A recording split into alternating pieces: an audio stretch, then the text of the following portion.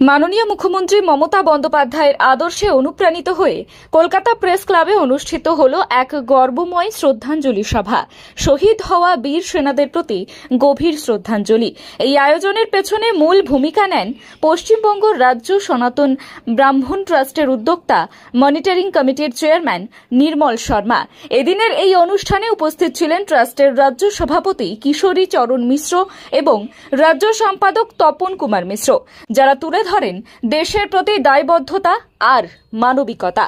এই শ্রদ্ধাঞ্জলি সভা হয়ে উঠল সম্প্রীতির প্রতীক। হিন্দু মুসলিম সব ধর্মের মানুষ কাঁধে কাঁধ মিলিয়ে শ্রদ্ধা জানালেন তাদের, যারা দেশের জন্য জীবন বিসর্জন দিয়েছেন। উপস্থিত ছিলেন শহীদ সেনা জওয়ান ঝন্টু আলী শেখের বড় দাদা রফিকুল শেখ। পেহেলগাঁও হামলার পর পাকিস্তানি জঙ্গিদের বিরুদ্ধে লড়াই করতে গিয়ে শহীদ হয়েছিলেন ঝন্টু আলী শেখ। তার স্মৃতিতে এদিন গর্ব আর চোখের জল একসাথে মিলে মিশে যায়। প্রাক্তন কমান্ডো সুজয় মণ্ডল শোনালেন সীমান্তের অভিজ্ঞতা, সেই গর্বময় যুদ্ধের কাহিনী, যেখানে মাটি বাঁচাতে বুকে গুলি নিতে পিছপা হননি আমাদের সেনারা। রাজ্যের শাসক দলের তরফে উপস্থিত ছিলেন তৃণমূল নেতা রাজু ঘোষ, যিনি বললেন, আজকের দিনে জাতি ধর্ম নয়, আমরা শুধু ভারতবাসী হয়ে শহীদদের স্মরণ করি। রাষ্ট্রপতি পুরস্কার প্রাপ্ত শিক্ষাবিদ ডক্টর জগদীশ চন্দ্র হালদার বলেন, এই অনুষ্ঠান আমাদের শেখায় দেশপ্রেম মানেই একতা, দেশভক্তি মানেই সহমর্মিতা।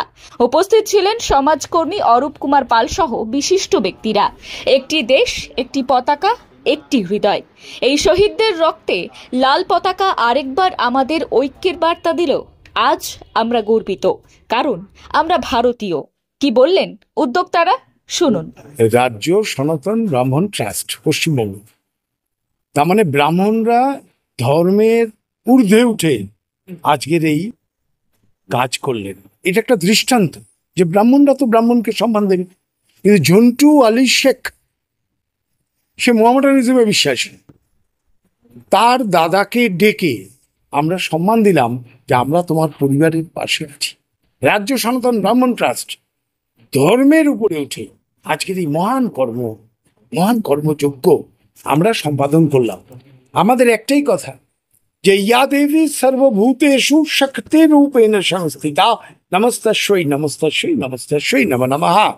আবার আমরাই বলবো লা ইলাহা ইল্লাল্লাহ মুহাম্মাদুর রাসূলুল্লাহ।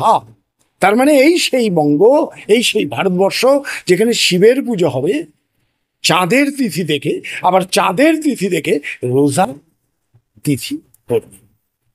ইন্দ্রনীল বাবু, আমরা দেখলাম পাকিস্তানের জঙ্গিরা ধর্ম দেখে দেখে একেবারে ভারতবাসীর উপরে যে পর্যটকরা তাদের উপরে যে আক্রমণ করলেন, তারপরেই দেখা যাচ্ছে কিছু গেরুয়াপন্থী উগ্রবাদী তারা ধর্ম দেখে দেখে ভারতবর্ষের সংখ্যালঘু মুসলিমদের উপর অ্যাটাক করছে। এই পেহেলগাঁওয়ের হামলার দায় তাদের ঘাড়ে চাপিয়ে। অসাধারণ প্রশ্ন। তার মানে জঙ্গি তার কখনো ধর্ম হতে পারে না।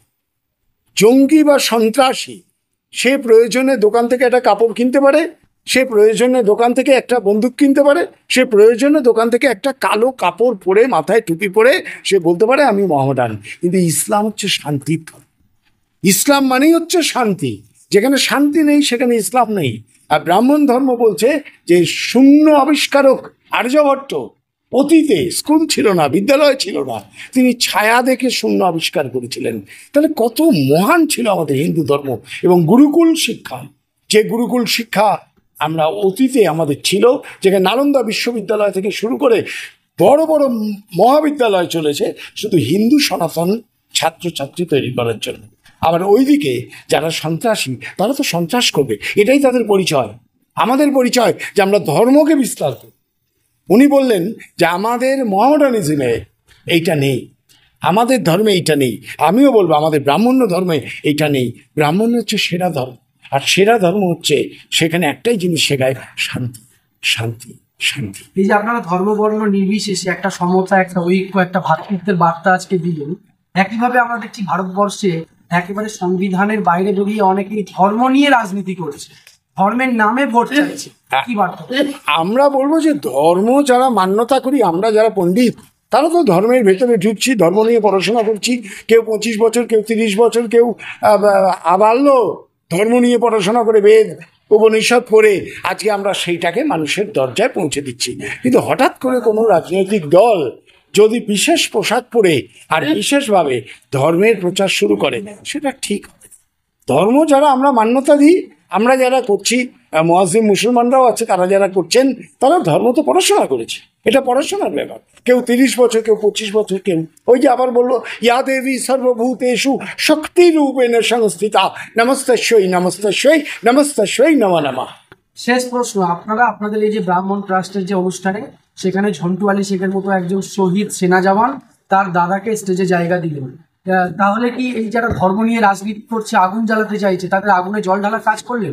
আমরা তো একটা বার্তা দিলাম সারা ভারতবর্ষে যে ঝন্টু আলী শেখ যিনি গুলিতে ঝাঁঝরা হয়ে গিয়েছিলেন, সেই ঝন্টু আলী শেখের দাদাকে ডেকে বললাম যে আপনার পরিবারের পাশে এই পশ্চিমবঙ্গ রাজ্য সনাতন ব্রাহ্মণ ট্রাস্ট, যারা 23টা জেলায় কাজ করছে, যাদের ব্লক স্তরে মেম্বার আছে, যাদের সমস্ত জায়গায় মেম্বার আছে, সেই মেম্বাররা, এবং আজকের এই অনুষ্ঠানের মূল উদ্যোক্তা হলেন ত্রিপুরায় একসময় রক্ত ঝরিয়েছেন সে নির্মল শর্মা। সুতরাং আমি বলবো যে নির্মল শর্মার উদ্যোগে আজ পশ্চিমবঙ্গ রাজ্য সনাতন ব্রাহ্মণ ট্রাস্ট এই প্রেস ক্লাবে পা দিয়ে একটা বড় মহতী অনুষ্ঠান করলো। এই ফকির আলীর পাশে আমরা দাঁড়িয়ে বললাম যে সমগ্র মুসলমান সমাজের পাশে আমরা আছি। প্রথম কথা হলো, এই শহীদের স্মরণে আজকে সভাটা করলাম। শুধু আজকে করে লাভ নেই, আমরা সারা জীবন যতদিন মানব জন্ম থাকবে ততদিন এই শহীদের পেছনে আমরা আছি, থাকবো। এটা আমাদের দিদি আর অভিষেক ব্যানার্জি যেভাবে আমাদের এই পশ্চিমবাংলায় সে জাপানে যে সম্মানটা পাচ্ছে, সেটা কিন্তু আমরা তো গর্বিত। অভিষেক ব্যানার্জির জন্য গর্বিত। ধর্মীয় রাজনীতির আগুনে কি জল ঢালছে? কে ধর্মী করছে করছে কিছু জানি না, কিন্তু হিন্দু মুসলমান সব আমরা ভাই ভাই একসঙ্গে। আমরা দিদি যেমন বলছে কাঁধে কাঁধ মিলিয়ে কাজ করব, আমরা কাঁধে কাঁধ মিলিয়ে কাজ করব। আমি এই সনাতন ব্রাহ্মণ ট্রাস্টের চেয়ারম্যান নির্মল শর্মা।